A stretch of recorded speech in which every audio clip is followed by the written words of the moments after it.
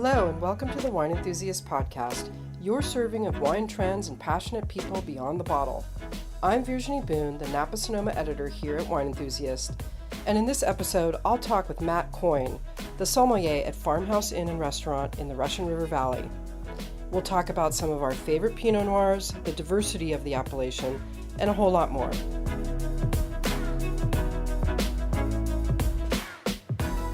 I'm here with Matt Coyne.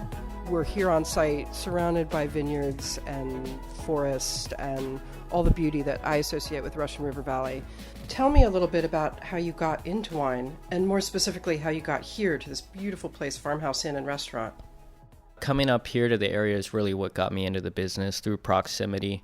When people would come to visit, especially, of course, being in the middle of a wonderful wine region, I couldn't keep everyone kind of cooked up in the house all day, so I'd take them out for wine tasting. That's what really kind of developed my passion for the industry. After that, I really loved what it meant to be a sommelier and looked at other sommeliers for a little guidance and decided to kind of pursue that educational track.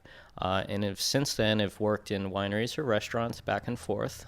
Through some sommelier friends of mine, more or less, I became aware of this opportunity and, of course, jumped on it right away. And the farmhouse is just a really kind of unique and special place here in the Russian River.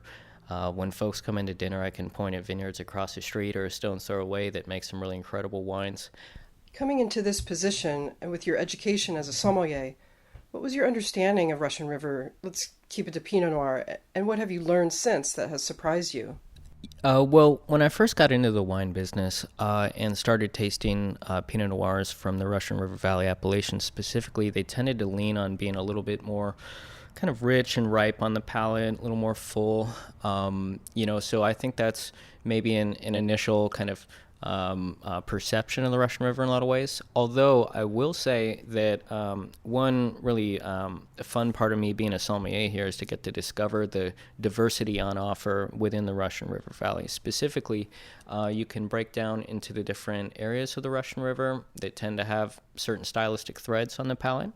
And then also, another way of looking at things is to kind of pursue your favorite winemaker, as the, decision of when to pick, how to treat the wines in the cellar can make a real difference in leaning towards more of a bright style, more rich style, or whatever else. But living and working out here, I very much noticed the broad range of styles.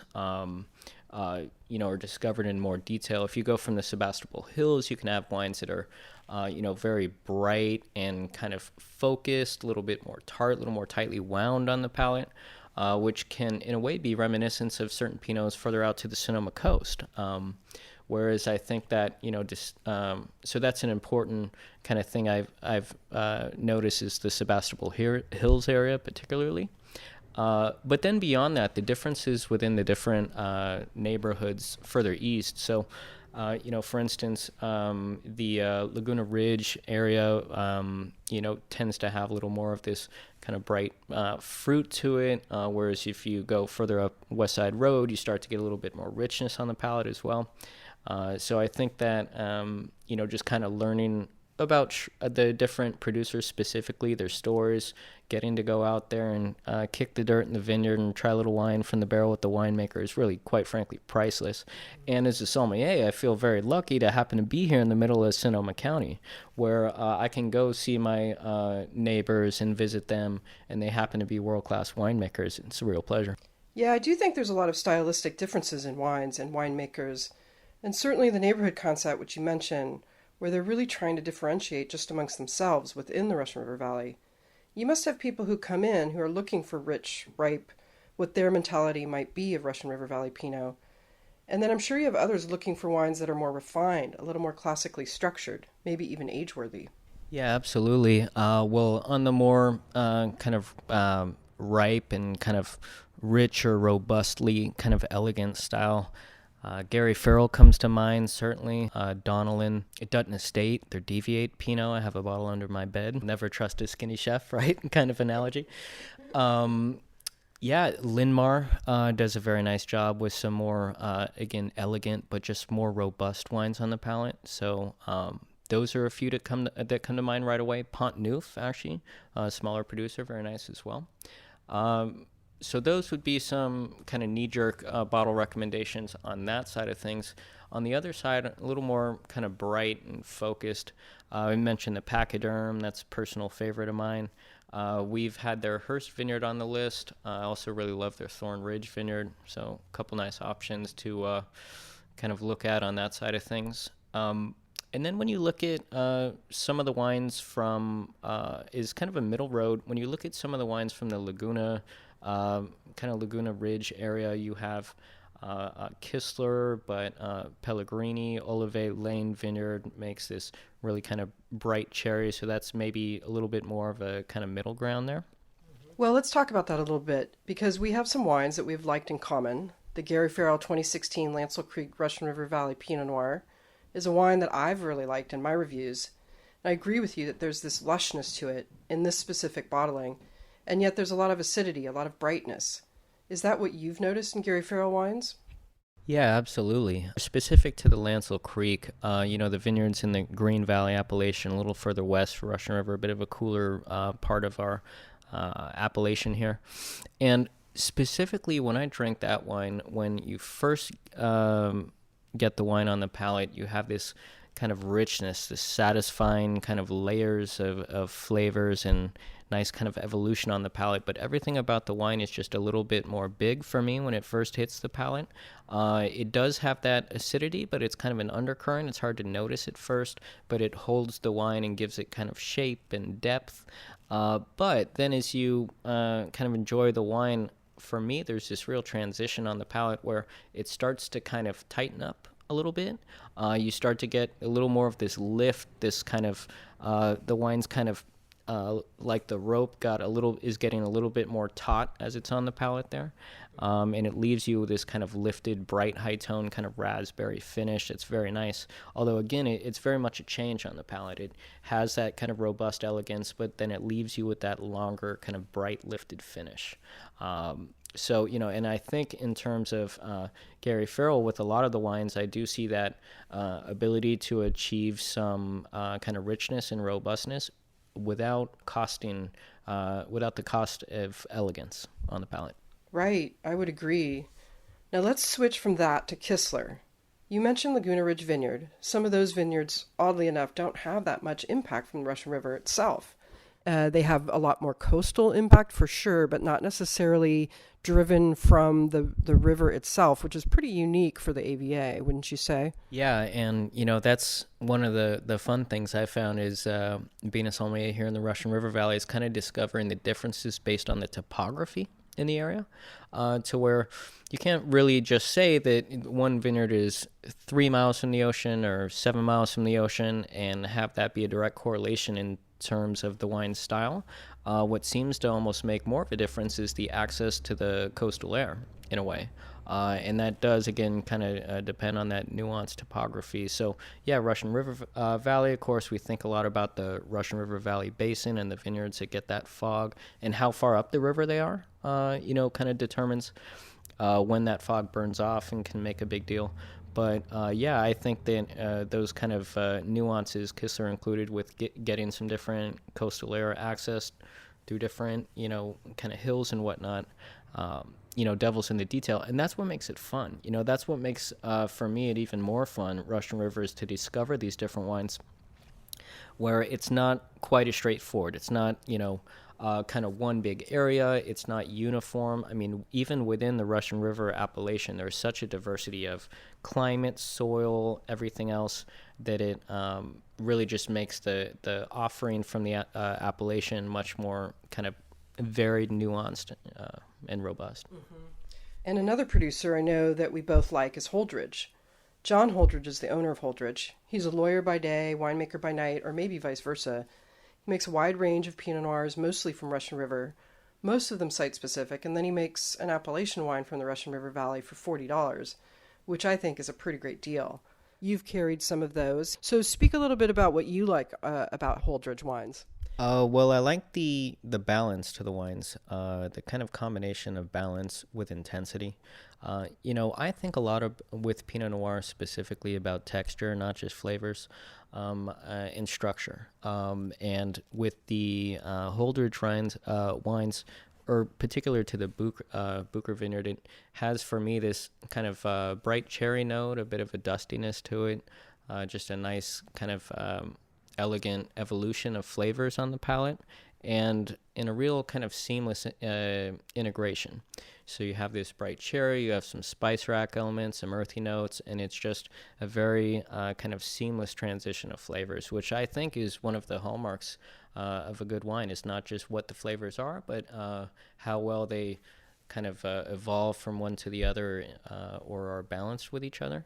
Specific to the Bucher Vineyard as well, it certainly is in a warmer, kind of our northern part of the Russian River Valley here, although the vineyard gets a little bit of afternoon shade as well, which I think helps to achieve kind of the style of the Holdridge Bucher on the palate, this kind of bright cherry, but not overly kind of ripe and rich. For me, it strikes a nice kind of focus style with a bit of a supple texture, that allows people enjoying the wine to be satisfied with that fruit flavor, the richness, the intensity on the palate, but still having the brightness. And just to kind of dissect those two issues, the intensity, you could have an intense wine that's more crisp and bright. You could have an intense wine that's more ripe and kind of rich.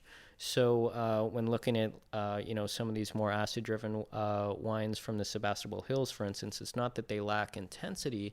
It's just that structurally they're a little more linear on the palate. They're a little less kind of broad-shouldered, a little more about the purity, almost in a way. Well, let's talk about that because I love the spicy components, the earthiness that you get in a lot of Pinots. Some you're getting more baking spice, some you're getting more what people describe as cardamom and more exotic Asian spice. How do you see the spice components? Is it neighborhood specific in your mind? Is it producer specific? Well, I like Pinots that have the kind of spice rack element to them. Personally, I think it can give the wine a nice definition.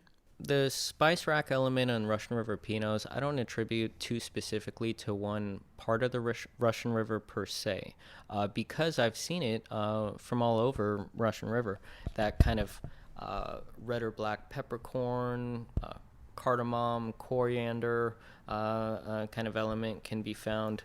For instance, we've used the Scherer Pinot Noir. Fred Scherer makes about 5 minutes up the road here, and that has a nice kind of black peppercorn spice rack note, which is part of what made the wine pair well with our chef's rabbit that has a mustard grain sauce as a component of it. Mm-hmm. So that's one example, is kind of how to pair with that spice rack element. But I don't necessarily attribute it to one neighborhood per se, or really too much in terms of winemaking style.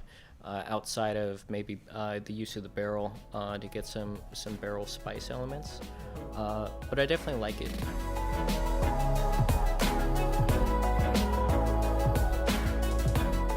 What's the hottest new trend in wine cellars? VinoView by Wine Enthusiast. VinoView will change how you cool and display your favorite wines. The patented matrix shelf design displays wine labels forward to showcase your favorite bottles. It comes standard with 12 built-in rolling shelves, each comfortably holding 12 750 milliliter bottles of all shapes and sizes. With 155 bottle capacity, VinoView is the only wine cellar of this type that can hold the number of bottles it advertises, guaranteed. And it's not only sleek in design, it also has a state-of-the-art compressor cooling performance.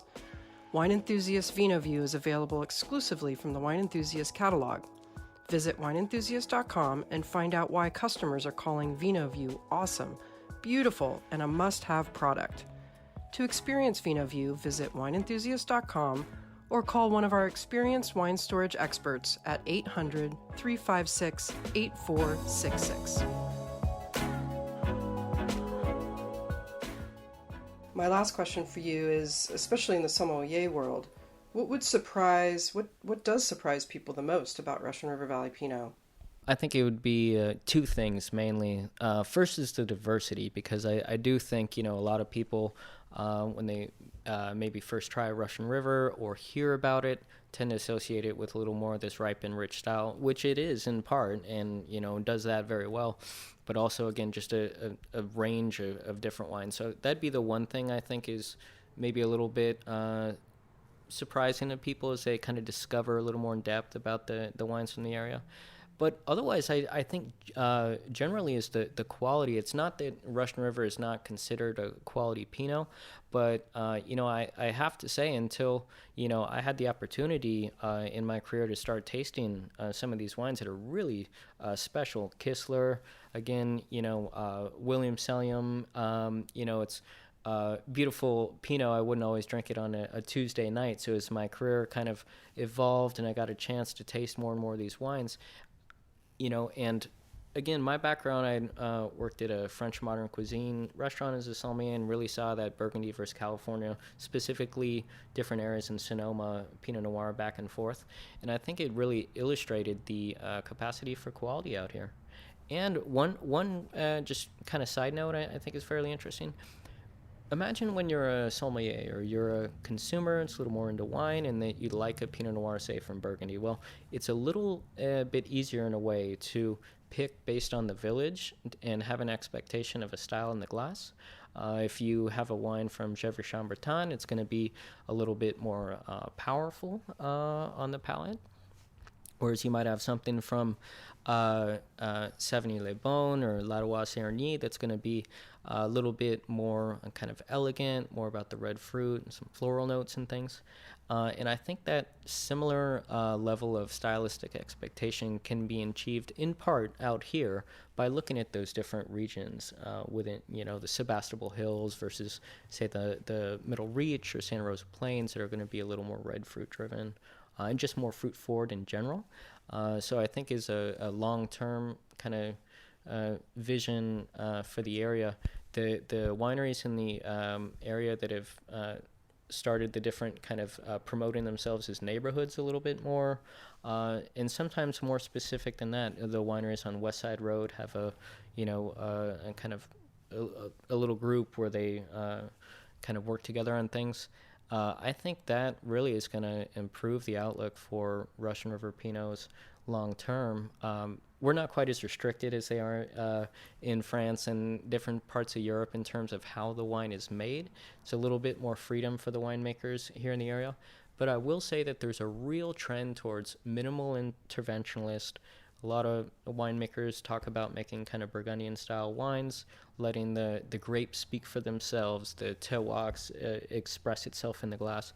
And I think that movement is going to make a little bit more over the long term of a common style in the cellar for us.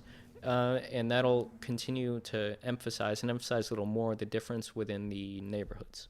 Yeah, I agree. And I think the neighborhood concept, I would love to see more of that translated to, I think it is being translated pretty well to the trade, but I think to consumers, so you do understand this is going to be a different profile and it is producer specific as well. So it's hard to put everything into those camps without a lot of thought. I want to thank you very much for talking about one of my favorite subjects, Russian River Valley Pinot Noir, and lovely to do it here at the beautiful Farmhouse Inn and Restaurant. Thank you, Matt Coyne. My pleasure. Thank you for having me, Virginie. And I love Russian River Pinot.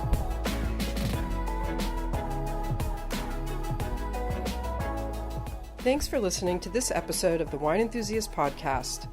To recap, 3 wines that we really loved from the Russian River Valley are wine number 1, Gary Farrell 2016 Lancel Creek.